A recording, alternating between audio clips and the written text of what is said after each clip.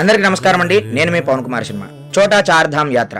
ఈ యాత్రలో నిన్న మనం సోన్ ప్రయాగ్ దగ్గరలో ఉన్న త్రిజుగి నారాయణ దర్శనం చేసి బద్రీనాథ్ వైపుకి స్టార్ట్ అయ్యాం. ఈ దారిలో పాండుకాపూర్, పాండురాజు వనవాసం చేసి పాండవులందరూ జన్మించినటువంటి ప్రదేశంగా ఈ ప్లేస్ ని చెప్తారు. పాండుకాపూర్ ని దర్శించి అక్కడి నుంచి మేము బయలుదేరాం జోషిమఠ్ కి. శీతాకాలంలో బద్రీనాథుడు ఉండేటువంటి ప్రదేశం ఇదే. ఇదే శంకరాచార్యుల వారి చతురామ్నాయ పీఠాల్లో ఉత్తరపీఠం. బద్రీనాథ్ కి వెళ్లే దారిలో అనేక క్షేత్రాలను మనం దర్శనం చేస్తూ అయితే ముందుకు సాగుతాం.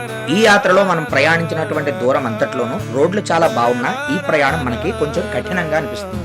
ఇప్పుడు మనం చూస్తున్న ఈ ప్రదేశం విష్ణు ప్రయాగ్. ఇక్కడే ధౌలీగంగా అలకనంద రెండూ ఏకమై అలకనందగా ముందుకు ప్రయాణం చేస్తుంది. ఈ ప్రయాణం మనల్ని ఎంతో ఆలోచింపజేస్తుంది కాదంటారా? అలా మా ప్రయాణం పూర్తి చేసుకుని బద్రీనాథ్ చేరుకునేటప్పటికి చీకటి పడిపోయింది. వెంటనే బద్రీనాథ్ దర్శనానికి అయితే వచ్చేసాం. ఈ వీడియో మీకు ఎలా అనిపించింది కామెంట్ చేయండి.